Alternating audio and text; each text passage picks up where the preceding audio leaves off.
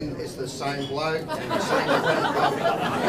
So, without further ado, I think you all appreciate who that is. You can just hold that microphone. That's enough, you're off. No, you're going to receive this. No. Oh, that's great.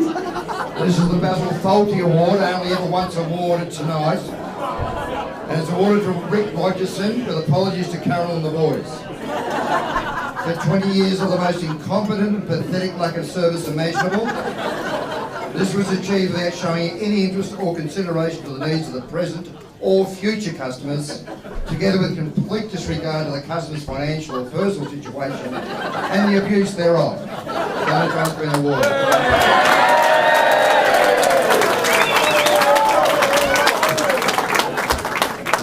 Thank you. And very well deserved, you horrible git! Thank you. Now, put your hands up if you know of a show, an old British comedy show called Are You Being Served? Little did you know that in Port Lonsdale we have our own Mrs. Slocum. Here she comes, here she is. As you know, Mrs. Slocum had a cat. Mrs. Slocum has actually worked for us at Tussock, and now she works for the newsagent.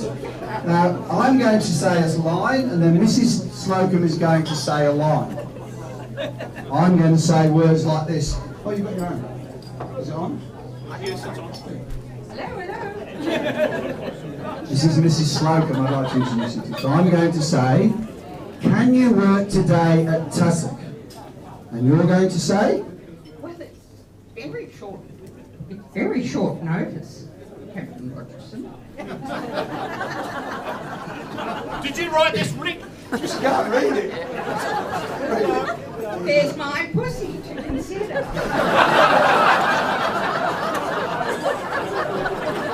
Who's going to let it out?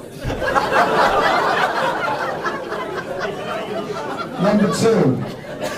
Can you work late tonight at Tussock? Well, Captain Rogerson, if I'm not home by 6 o'clock, my pussy goes mad.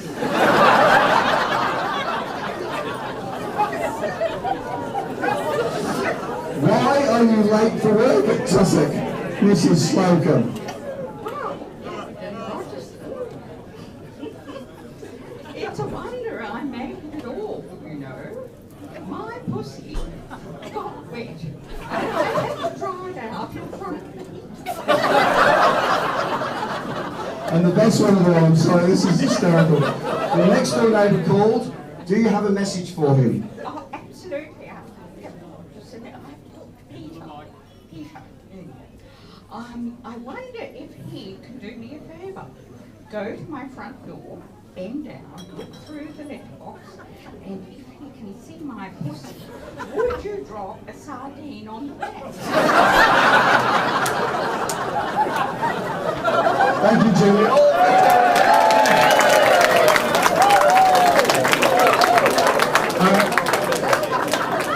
No doubt you'll be wanting to book tickets for their show,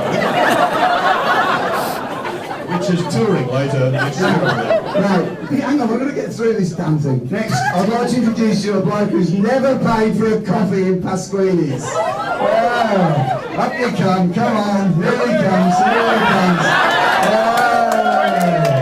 what has this man got, may you say? I don't know. Where's your gracious wife?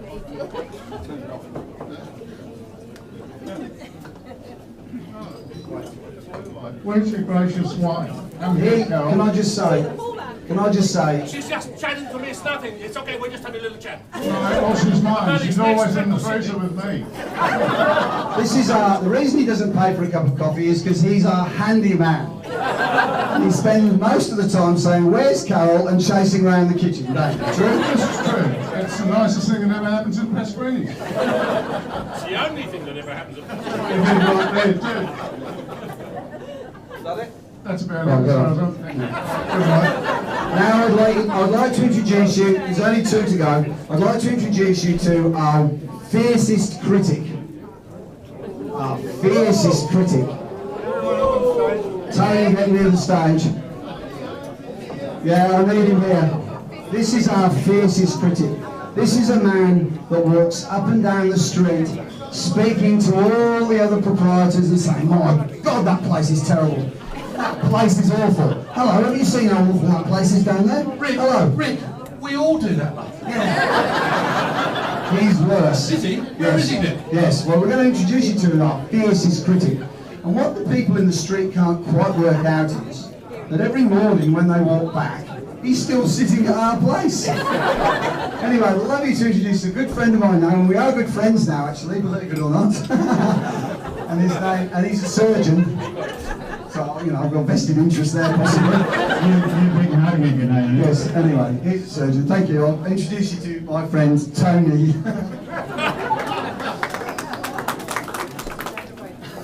I'd like to just say a couple of things. And basically, Rick, Callum and I were living in the UK in the 80s, near where you came from.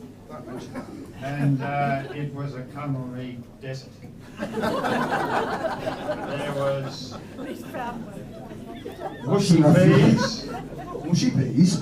toad in the hole, Speak for yourself. pie floaters, chip puddings. Chip woody and all that, chip woodies. We got on the plane, got back to Australia and said, thank God we're out of that place. We came down to Port Lonsdale.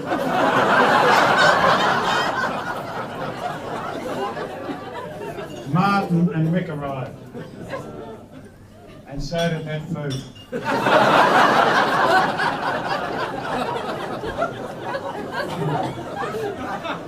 You're on support out there, so I'm not happy about that.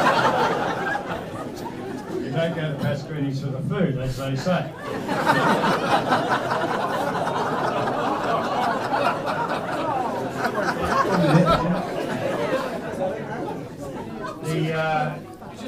The situation sort of stayed much the same for a number of years, and then all of a sudden something changed. I think they accidentally cleaned the coffee machine.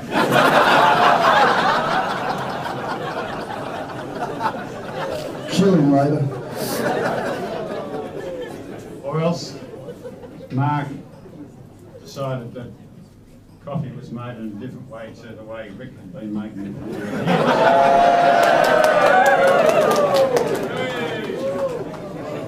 You don't do it like that anymore, Rick. They never did it like that. We would sit there, the group of us, and say to the poor waiters, waitresses, we have some more Vegemite. And it would always be no. So I would go into the supermarket, buy a big jar of Vegemite,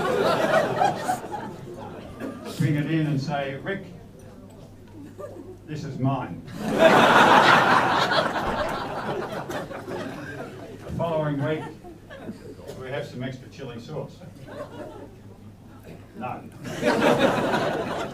Once again, trip into the supermarket, sweet chili sauce, present it to Rick, and I would say, I'd like to see the bottom of this bottle over the next few weeks.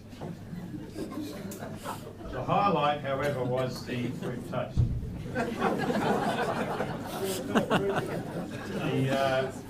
The day we went in and said, I'll have 7 fruit toast, thanks, Rick. We haven't got any. And it's just one of those days where I felt like fruit toast.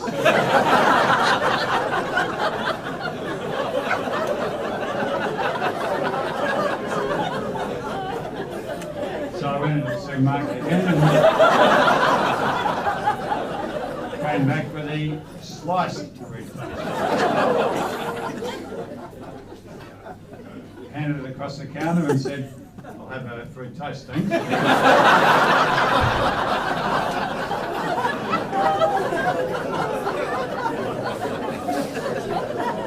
That'll be $8.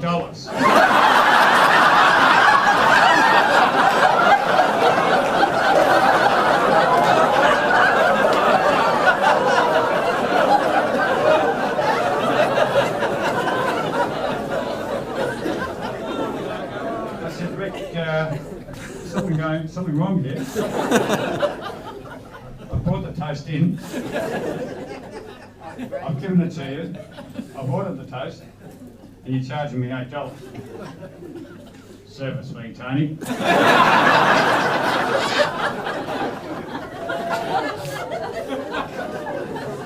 I said, there's no service here.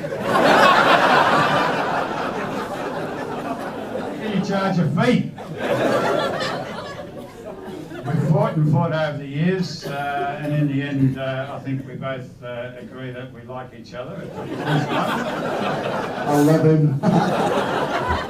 The only thing that I will suggest to all the punters out here is take no notice of his share market tips. I have.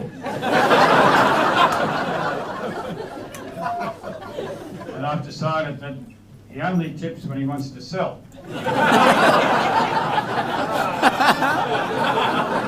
out before I'm in.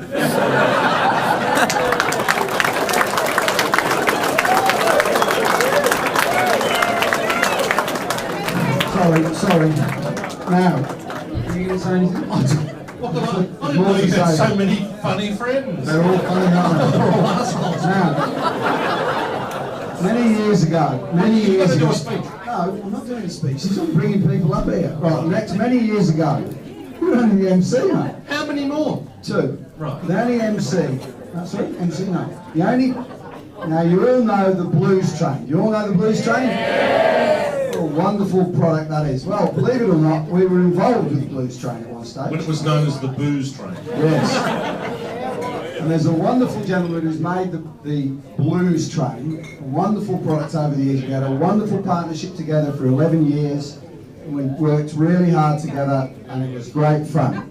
And he coined the phrase, which Barry Provenor cringe at. When people were boarding the train in Queenscliff, he would say, now ladies, when you get to Suma Park, there are toilets for you there. And gentlemen, when you get to Suma Park, there are toilets everywhere you look.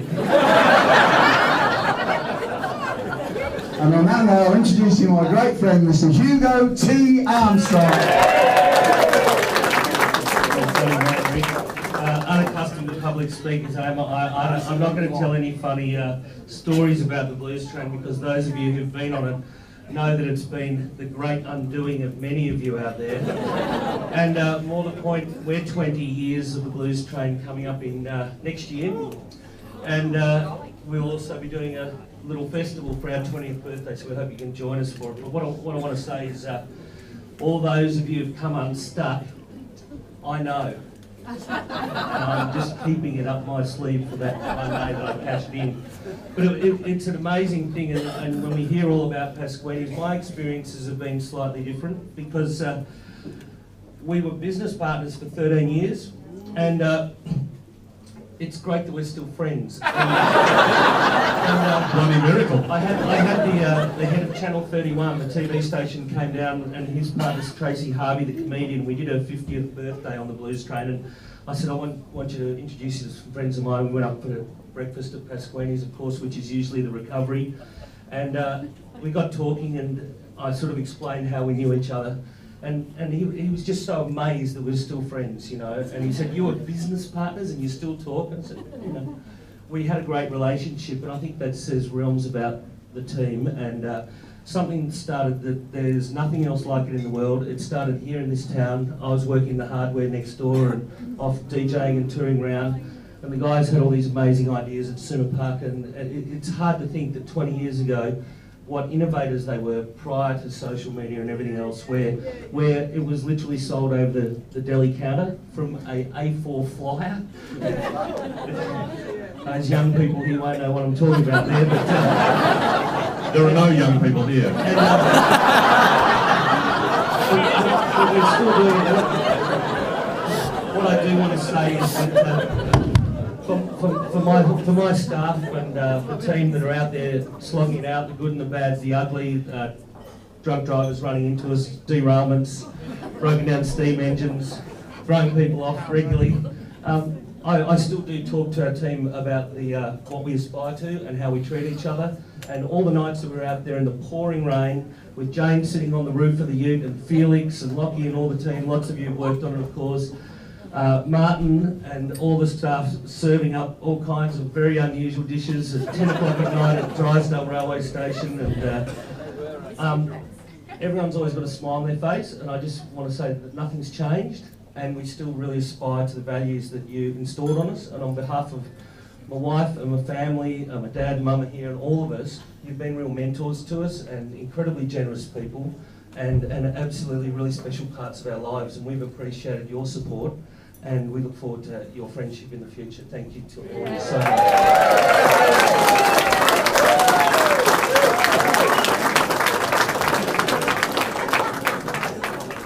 Now, Somebody loves you. Wonderful. And don't worry, when you're away in Sydney, everything is okay. now I'd like to call upon the father of the Scottish nutcase that was here before. God knows what's going to happen now. I'd like to call upon his name's Callum McCallum, and he's married to Lorna. And where's Callum? Here's Callum. Have this, and do your worst, Jimmy. I'd like to introduce you to Callum. Can I just say, Jamie was meant to go after me. I'm not happy about coming after a lawyer, a surgeon, and a bloody radio host. Anyway, you're gonna love me. Hello! Good evening and welcome. What the hell, Rick? Did you just invite everybody who was warming up, right? This is like Ben Hur. Anyway, are there any Melbourne Heart supporters here? What's it like to see a crowd?